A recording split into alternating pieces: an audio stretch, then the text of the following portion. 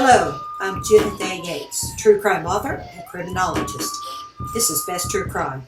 Every episode, I take you on a journey to explore crime, forensics, and investigations.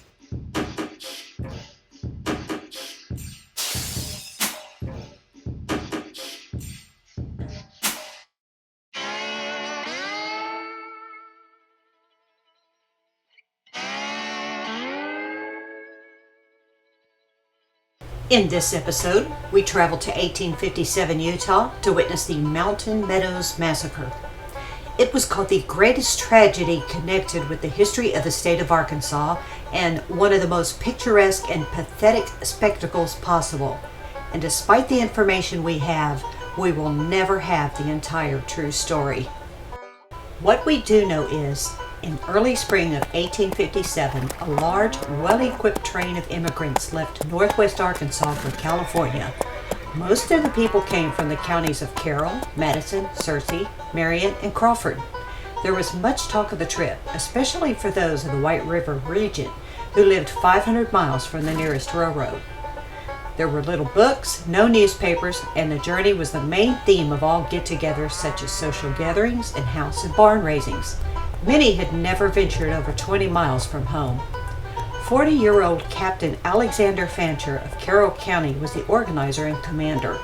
He had made 2 crossings prior, thus it could be called the Fancher train. The immigrant train departed, moving out of Arkansas into Kansas, taking the regular California route into Colorado, stopping at the usual forts and station. Letters were mailed back home, and loved ones shared the news of the train's progress. It all seemed wonderful and safe.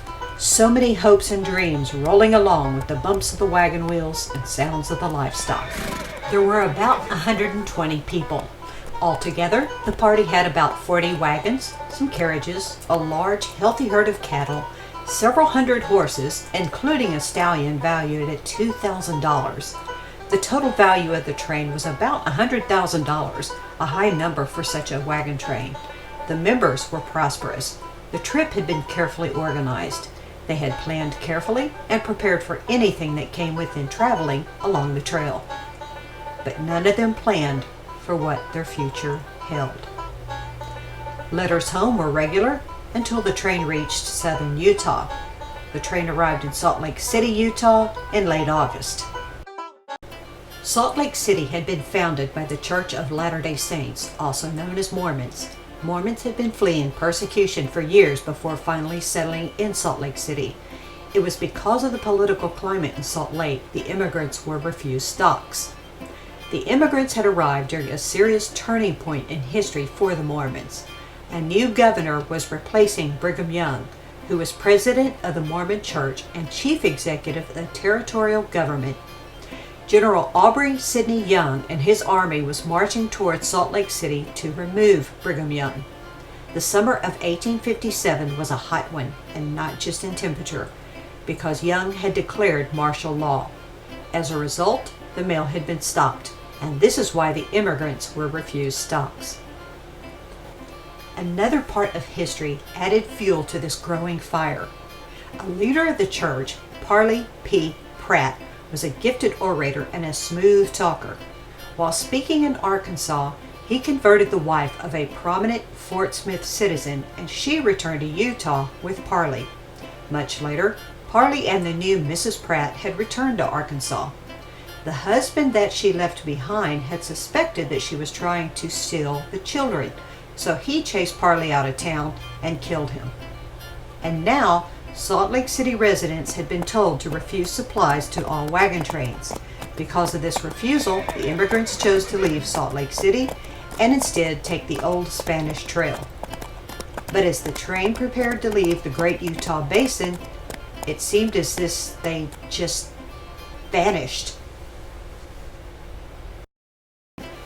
Summer turned into fall and fall into winter. Back in Arkansas, still no word from Captain Alexander Fancher and his wagon train. One account says it was the last day of the year in 1857 when the fate of the Fancher train had traveled to the Golden State. Others say the Mormons made the report. Initially, it was believed to be an Indian attack. Every man, woman, and child on that wagon train were gone. Officials believed everyone had been murdered. The news just trickled in. So what happened to the people on that wagon train? First, let's meet some main characters. Mormon Bishop John D. Lee was living near Mountain Meadows and farming with the Paiute Indians. He was also Brigham Young's right-hand man. President of the state of Zion, Isaac C. Haight was the second in authority in southern Utah to Colonel William M. Dame. Dame was the senior region military leader of the Mormon militia. Dame commanded this military district.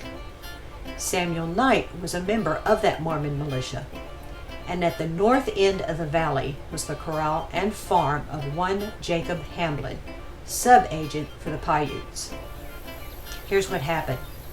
It was about Friday, September 9th, 1857, when the immigrants had stopped in Mountain Meadows, a regular stop because it boasted an excellent place for food, water, and shelter. It was 8 miles south of a village called Pinto. This grassy valley was about 5 miles long by about 1 mile wide, and it was walled in by mountains with good springs at both ends. The wagon train camped at the southern stream. The travelers rested, washed clothes, cooked meals, wrote letters. It was just another quiet resting stop. Meanwhile, the Mormon militia were meeting, deciding what to do about the immigrants who they considered a threat. The wagon train folks were breaking camp and preparing for travel at daylight on Monday morning, September 12th, when rifle shots cracked through the camp. Several people fell dead. More fell wounded. Depending on who was telling the story, it was a band of Indians attacking, or the attackers were made up of Indians plus a Mormon militia, including Colonel William Dane, Bishop John D. Lee, now second in command, and Captains Higby and Haight, second in authority in southern Utah. Or some of the militia had dressed like Indians. Captain Alexander Fancher rallied the men, wagons circled with their wheels chained together, trenches dug in quickly. Women and children had to lay hidden, although there are eyewitnesses of women taking up guns as well. Shots volleying back and forth. The first exchange of shots stampeded the cattle, and the Indians whooped and forced the rest of the livestock to scatter. The immigrants were awake all night, listening to the screams of the Indians, and by morning it was obvious. The Indians' numbers had grown. 2 messengers were sent racing to the Mormon settlement at Cedar City, begging for them help. Please help us. As the men arrived and addressed a group of Mormons, one of the Mormons pulled a gun and shot dead a messenger. The other barely escaped and returned wounded, panting, to the campsite to tell them what happened. The Mormons are not going to help us. As the gunfight raged, Fancher's men began to observe white men in the Indians' ranks. They gave one of their children a white flag to wave for truce, but the Indian side kept fighting. 3 men were selected as messengers to go seek help. They started out under cover of darkness that night, but the Indians and Mormons overtook them in Santa Clara Mountains and slaughtered all 3. The immigrants could not go for food or water, and the rotting corpses of the dead animals putrefied the air. The dead bodies on the immigrant side were buried hastily in shallow graves, and ammunition was running out. On the 5th day of the siege, the Mormon men held a council. They determined the train must be decoyed out of the camp and then murdered. A militiaman named Bateman took his own white flag and walked over to speak with a man named Hamilton from Fancher's wagon train. The immigrants were told to gather all of their guns and turn them over, and they would be escorted to safety. Relieved the siege was over, rifles, handguns, knives, and what little ammo was left clattered into the back of a Mormon militia wagon. Bishop John D. Lee, on the pretense of helping the Fancher train move out, had the immigrants gathered the sick and wounded into a few wagons. Then he ordered the women and older children walk ahead of the men, single file. Lee then ensured there was a line of troops, single file, standing in place. Indians and a few of the militia hid in the bushes. The women and children were instructed to walk past them, single file. Lee would later recall, when the men came up, they cheered the soldiers as if they believed the militia was acting honestly. Once the women and children were right next to the troops, Lee stood up in his stirrups and shouted to the militia, "Do your duty!" The militia grabbed their guns and opened fire, killing them all. Those who were not killed instantly were clubbed and stabbed to death. As planned, as soon as they heard the shots, Lee and the two men named McMurdy and Knight began walking up to the wagons where sick and injured Fancher travelers lay. They began to execute them all. McMurdy walked up to a wagon, raised his rifle to aim, and said, "O Lord, my God, receive their spirits. It is for thy kingdom that I do this," squeezed the trigger, and shot them dead. There was no discretion. Children, sick, old, infirmed, men, children, women, elderly, young, all were murdered. Captain Alexander Fancher, his wife, and 6 of their 8 children would die in the massacre. Only those too young to remember were spared. John D. Lee would later claim he saved Charlie Fancher from being killed by an Indian, took the boy home, and gave him to his wife Caroline. After rescue, Charlie would be adopted by an Eastern family.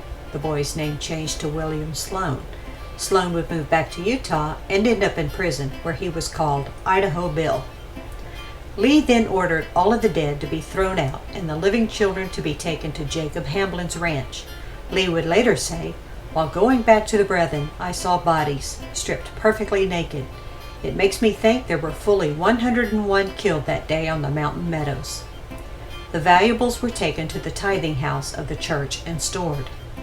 Lee and a man named Philip Klingingsmith reported the massacre to Brigham Young. Jacob Hamblin would also speak to Young, who, according to Hamblin, told him, "Keep still about these things until the proper time comes to tell it all." Brigham Young sent a report to the Commissioner of Indian Affairs stating that the massacre was the work of Indians. The children were taken to Cedar City the next day and given to different families. Initially, it was believed there were no survivors. But in 1958, 9 months after the massacre, the U.S. Superintendent of Utah discovered the whereabouts of some of the children. It took another year to gather the 17 surviving children together. In the early summer of 1859, the survivors were placed in charge of the U.S. Army. A special agent for the government, accompanied by a woman named Mrs. Elizabeth Rayleigh of Arkansas, took the little ones back to Carrollton. 2 years and 4 days after the massacre, 17 boys and girls came home, the sole survivors. Survivor Nancy Huff, 4 years old at the tragedy, was taken away by John Willis, whom she lived with until she was returned to relatives in Arkansas 2 years later. One survivor, Sarah Baker, recalls, "I have some recollection of living with the Mormons. They did not violently abuse us, but we were poorly fed and clothed. They sold us from one family to another. They did not allow the children to stay together, but kept us mostly in separate families." She lost both parents, and one sister also survived. Another sister was missing, possibly spared by the Mormons. Sarah had a hole in her lower part of one ear from a bullet. Mrs. Elizabeth Rayleigh never forgot her part in the rescue and always referred to them as "my children."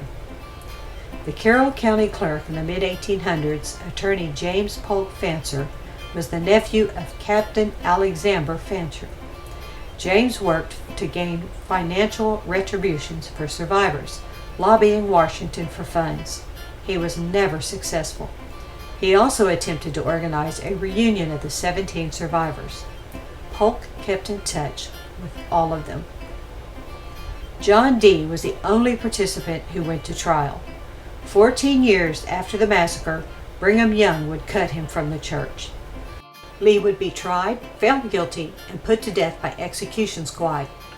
On March 23, 1877, John D. Lee was taken to Mountain Meadows. There, 100 feet from the pile of rocks marking the gravesite of the 100-plus victims, John D. Lee was executed. It had been 19 years and 6 months since the Mountain Meadows Massacre. Lee's last words were, "Take good aim, boys. hit my heart and don't mangle my body. Here you can see him sitting on his coffin minutes before he draws his last breath. Later, leaders of the Mormon Church would argue that the train caused problems within the communities because it rode through by being destructive and verbally abusive. The massacre was blamed on Indians. And then in 1961, the Church of Jesus Christ of Latter-day Saints authorized reinstatement to membership and former blessings to John D. Lee. 4 decades later, the church claimed full responsibility for the Mountain Meadows Massacre. In a monument built over the graves of those slaughtered, including headstones over the mass graves of men and women, the Church of Jesus Christ of Latter-day Saints erected this memorial. In 2017, archaeologists discovered the monuments for the 2 main grave sites are in the wrong places. This is the true story, as close as we know, of the Mountain Meadows Massacre of 1857, of the slaughter of over 100 innocent people and the kidnapping of 17 innocent children and toddlers. While it's not all-encompassing, it's important to understand this is a part of our history.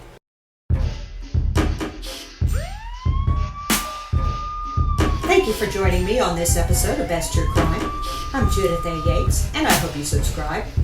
Be sure to visit truecrimebook.net and be safe out there.